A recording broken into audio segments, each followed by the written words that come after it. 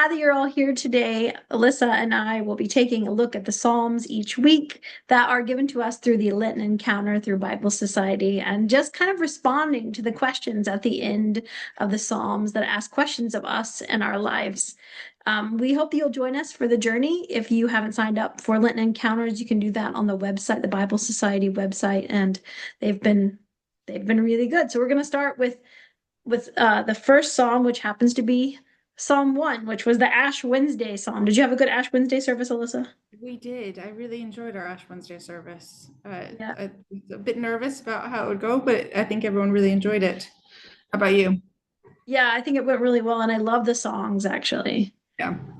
They were really good and they were easy but really powerful. So I'm looking forward to using those same songs throughout Yeah. the journey and We're both churches were using the same materials throughout Lent as well in worship. So we use the same materials for Ash Wednesday. Yeah.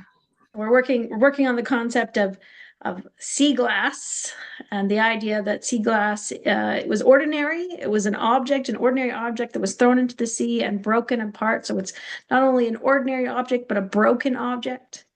And over time, it is transformed from being broken to something beautiful, something treasured. Mhm. And how does that speak to our lives? So Yeah. yeah, How do we respond to being broken holy vessels? yeah. So I'm looking forward to it. And Ash Wednesday was good. Okay, so we're looking at Psalm 1, which says, "Blessed is the one who does not walk in step with the wicked, or stand in the way that sinners take, or sit in the company of mockers, but whose delight is in the law of the Lord, and who meditates on his law ways day on his law day and night. That person is like a tree planted by streams of water, which yields its fruit in season, whose leaf does not wither. Whatever they do prospers. Not so the wicked, they are like the chaff that the wind blows away. Therefore the wicked will not stand in judgment, nor sinners in the assembly of the righteous. For the Lord watches over the way of the righteous, but the way of the wicked leads to destruction." You know, I listen, if I was to read that in the very first Psalm, if I was to read that, that's a very, if I, like, I had never opened up the Psalms ever again. Like, I don't think I started with Psalm 1. Did you start with Psalm 1 when you started Well, reading this? I was about to say Yeah. this is my level of, I guess, dorkiness.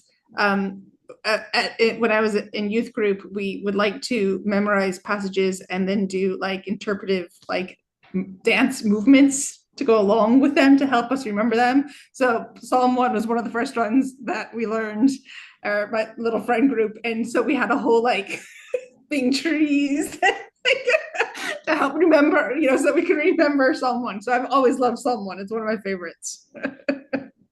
I didn't do that.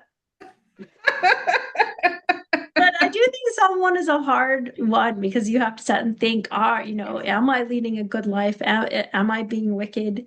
Isn't there a whole lot of murky grayness in there because we're human beings, Yeah. like it's sort of a tall order. It is a Um, very tall order, and it sort of sets this high bar for the whole book of Psalms, which I mean then gives us everything and all these emotions and all these different ways to speak to God and da da da. But Psalm 1 sort of is that tree that's like there's this path and that you path. better be good. I mean, it's this idea of God responding to our behavior that it's a bit scary in this psalm. We believe in a gracious, loving God, so it's not as scary as it maybe once was. But if you're coming and you were new to Christianity, um, or any of the three faiths that use the Psalms, you might be a little bit taken back. Yeah. Okay, Psalm 1. I'm going to ask you a question for this one. Okay, ready? Okay. Okay. Psalm 1, according blah, blah, blah, sorry. Psalm 1 presents two opposite ways to live. If we're being honest with ourselves, we're often caught between the two. In what ways are you trying to keep up with others, Alyssa? And are there pieces of your life where you become bitter or scornful? I feel like so much of our lives is trying to keep up with others. I mean, that's essentially how we live our lives now. Even if we're not that materialistic, even if we are, we very much so live in a society and a culture and a way of life that is very much about keeping up with others. And um, it's hard to strip back that and try and really remember, why am I doing these things? Are these things fulfilling my faith? Are they helping me in my ultimate goal, which is to love God, to love neighbor? Or is it that I'm trying to keep up with others? So, I mean, I think literally pretty much everything we do, from the moment I wake up to the moment I go to bed, I'm trying to navigate that path of, which way am I going? Am I trying to keep up with others? Which can be as simple as, what we wear, how we eat, where we buy our stuff, where we live, what we prioritize on a daily basis, what we watch on TV, how we're watching TV. It comes down to every sort of aspect that it can be hard to figure out the two paths and where we're diverging. What about you, Holly? This question on Wednesday a lot, like, is there a time in my life, or like even a time in my life now where I'm trying to keep up with the Joneses versus a time in life there? I think I do covet what other people have sometimes, not necessarily like material things, but maybe time Hmm. that they have, like I think, oh man, if I had time to do this or this and this, because I always kind of feel like a chicken with my head cut off running around like craziness, which is the what it's like when you have four children and you're a full-time working parent. Um, and sometimes I like see other people's time and I feel like a little sad. Like I see people who, maybe get to stay home with their children full time, and I'm just a little bit jealous that they get to do that. And not that I really want to, but like I like the idea of having more time and being with them. Or maybe I did want to. I do know when the kids were little, when Gideon and Micah and Sarah were little, and I still had to work. Like I've always had to work at least part-time, even when they were little. And when I had the twins and Sarah was just two, and I went back to work full-time for a little while, for a year, I was miserable. And I remember like looking around at all these moms who were going to toddler groups and all these different things, and I was working full time and I had tiny babies, three in diapers. And I just wanted to be a stay-at-home mom. I just wanted to be home with my babies. I did not want to be working. And I was a minister at the time. I was a pastor in Florida. It was a really hard church and a really hard year. And I remember after I left and I was part-time for a while, really only like a quarter time for a little while, for about a year. After that, just feeling relieved, but also being sad that I knew that like I would have to go back to work. Like we had like a year for me to like heal from that experience, but then I had to go back to work. There was no staying at home. Matthew's a teacher, and financially, um, we couldn't afford it. We couldn't afford the insurance through the school district. So we needed to work so I could provide the insurance for our family. And that was really hard. And I remember being kind of resentful that other Hmm. parents are given that opportunity, but I couldn't have that, that um but it just wasn't possible. And I remember being bitter, bitter that other people had that and I didn't. I think looking back now, I'm really grateful for what God has called me to do. Um, that I have had the ability to be a mom and to be a minister, a pastor over the years. I my jobs have always been flexible enough that if I had to go get a child that was sick, or I could do those things. I can work with a toddler on the floor if I had to, and I'm really grateful for that. And I know there's other moms out there who would be bitter and scornful of that. And I just think it's a slippery slope for any of us to covet Mhm. what other people have, but also realizing that those people are making sacrifices. I think that was one of the things that I had to think is, like moms who stay home with their kids, they're sacrificing their career and years and money and all these things for their children as well. E- Even though I think I would have made that sacrifice, it was all possible. Every path that we take is a sacrifice of something. And it's easy to say, I want to have a big house like them, but we don't know how much debt they're in, or I want to drive a fancy car like them, but again, we don't know how much debt that they might have. We don't know what the cost of these things are. Yeah. Yeah. Yeah. I think at the moment I'm feeling like I wish at a very like more mental level that I was much more motivated to constantly clean my house, but I don't. And there are some people who I know their houses are just spotless all the time. I'm like, how do you do it? I don't understand. I don't have the time. I don't have the energy. But it's like that meant. It's like you're exactly that what you're talking about. It's we cover these things that other people have, but we don't know what they're sacrificing to make that their priority, and what are we sacrificing in the things that we do prioritize over the others.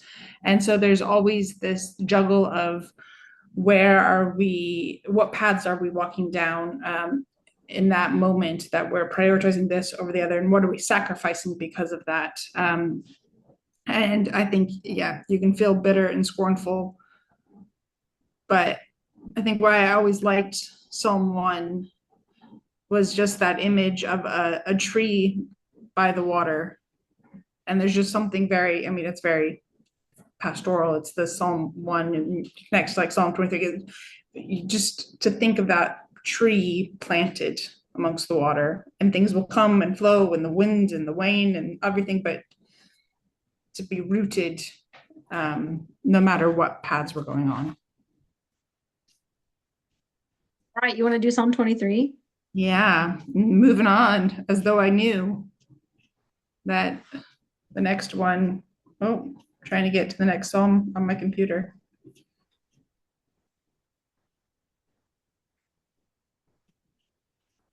You start, and then I'll catch up with you. Oh, I'm here. I'm gonna get you to read it. I'll read it for us this time. Okay. Psalm 23. The Lord is my shepherd, I shall not want. He makes me lie down in green pastures. He leads me beside still waters. He restores my soul.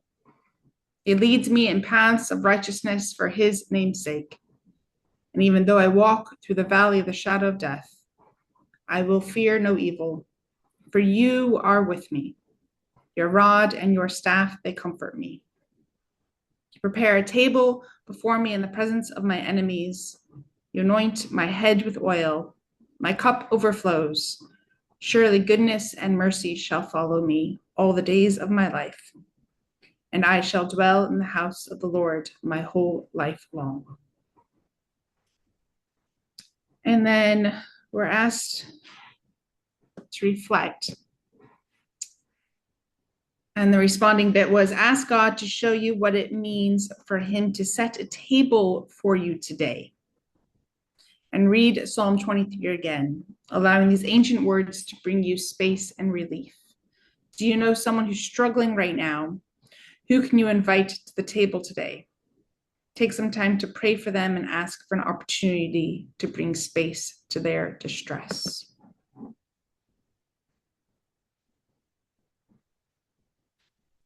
How would you respond, Holly? You know, the question is, do I know someone? How do I make space? Really, how do I make space at the table for someone who needs help? I invite them in.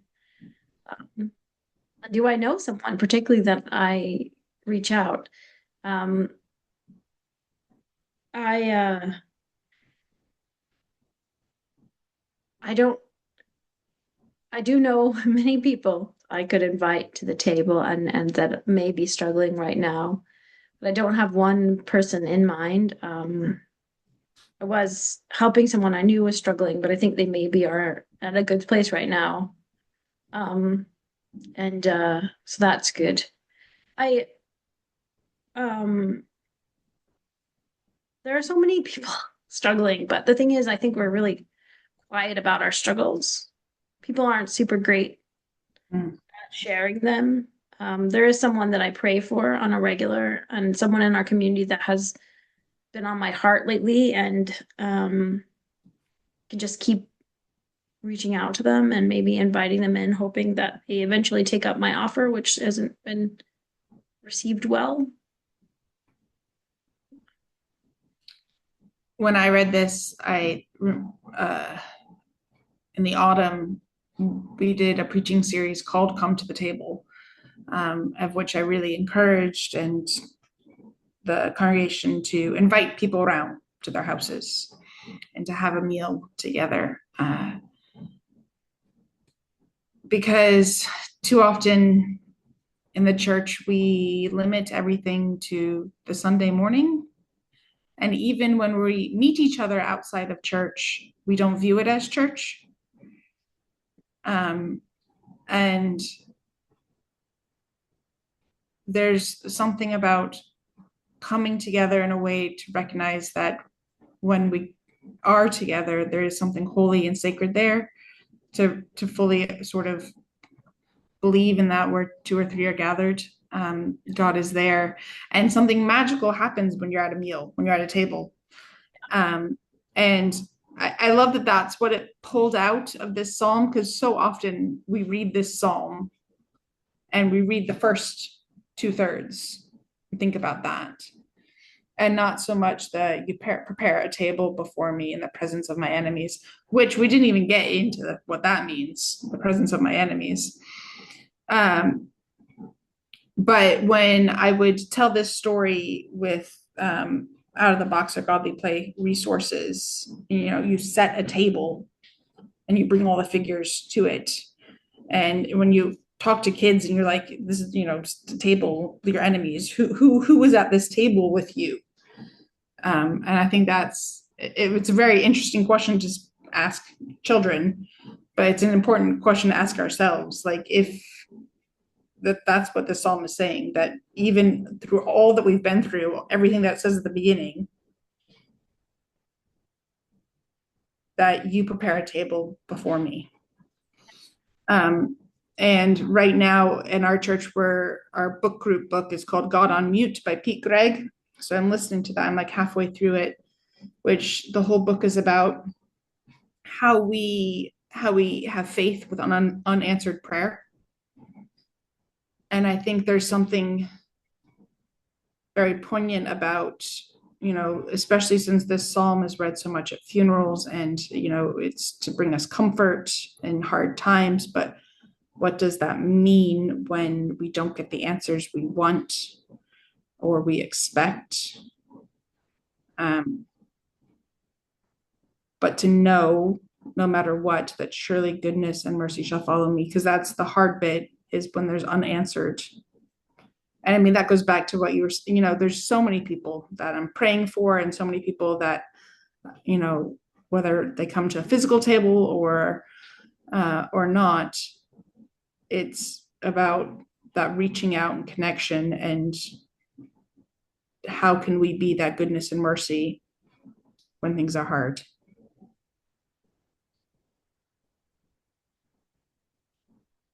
123 is one of my favorites.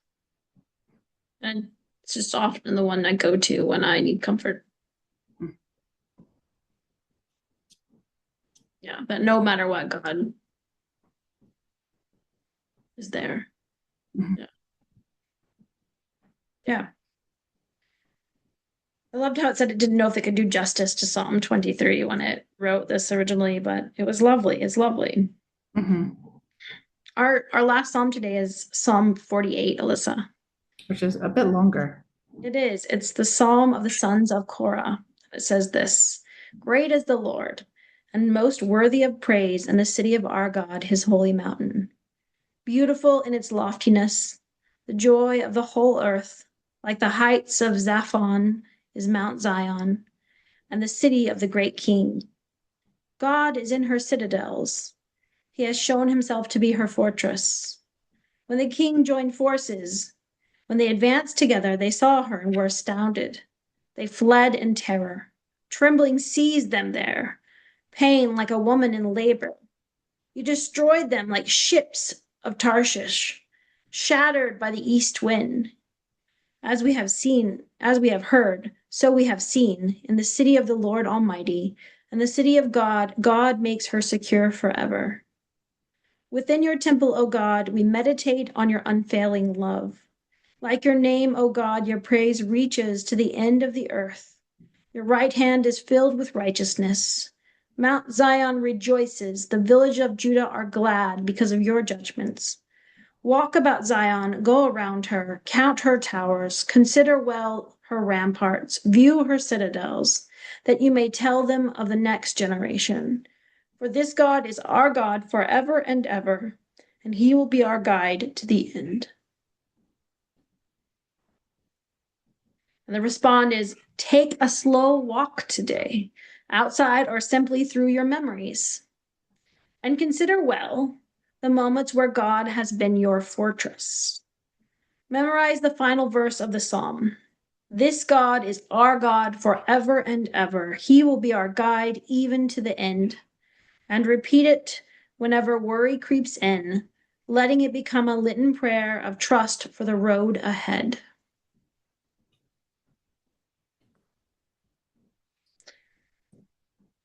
I mean, when you read Psalm 48, it's sort of hard to sort of understand what it's saying because it's such big imagery.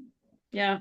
Um, and a lot of, but the Bible Society bit sort of talks a lot about how, for a very long time in Jewish theology, God was in the temple. But when during the diaspora, when they were no longer there, mm-hmm. they had to figure out how do we believe in God even when we don't have the temple, and that God is with us everywhere we are. And I didn't take a walk today. I took a swim, which is why my hair is still wet. But for me, those times of being on my own, whether it's driving or walking or swimming, are those times where I can just sort of be with God. And I like that imagery of thinking about where God has been your fortress and maybe allowing that to be my prayer during those moments.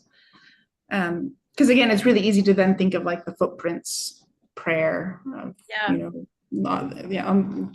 man walking along the sand or woman. And there's two sets of footprints, and then there's one, and they ask God, where were you in the hardest times? That's when and I was carrying you at those times. So God, to be in those moments where God was carrying you, to think of those as like your fortress. Didn't go on a literal today or a swim. I haven't been feeling that great, but I did take a walk through my memories. That said, to take a walk through your memories, and so I did that today, and I was just thinking about all the times in my life where like I couldn't have made it through without my faith. Right, like God really was a fortress around me. Like I was really struggling. I was down in the depths, and like just different times in my life where I've lost people that I've loved and really needed God in that moment. The latest being the loss of my dad, just a year ago, but also um, times when I've lost children, babies, where I was just on my knees. And I know in that moment, like I couldn't do it by myself. I think there's this saying that people say God doesn't give you more than you can handle, but it's just a saying. It's not something in the Bible, right? It doesn't say that anywhere in the Bible. It's heresy, actually, to say God doesn't give you more than you can handle, because God doesn't give all these bad things to us anyway. But besides that, the Bible doesn't say that. What it does say is that we can do all things through God who strengthens us. Like we can't do it alone. We have to do it with God. Yes, we can survive anything if we have God, but I think that's the difference. Like we are given more than we can handle a lot in life, not by God, but just by life, just by circumstances. And I love this idea that we're not alone in that, and that not only we're not alone, but somebody's willing to carry us, right? Someone's willing to be there and sit on the ground with us. Yeah. And I guess there are times where that metaphor of being carried, like in the footprints, is what we need. And sometimes, like this psalm says, we need the fortress. Yeah. We don't want to be carried. we don't want to be carried. We literally want like a need castle that protection. surrounds us, that protects us, because there's just too much out there that, you know, is too hard. Yeah. From whatever it And is. Yeah. yeah. But to think Maybe. about that God is with us always, wherever we are, and with us Yeah. in those things. Yeah. All right. Well, Alyssa, this is a short one this week because there's only 3 Psalms, but next week there'll be 7. I know. We'll have to talk faster. We'll have to figure out how to squish it all in. No. Anyhow, it was good to talk to you today. Yes, yes. All right. And we hope this helps you. We hope this helps you. And you can start asking yourself these questions as well. Yeah, I hope you can continue to join with us as we go through this Lenten journey together, both through the Bible Society and also through our worship series. So hope to see you again. Bye.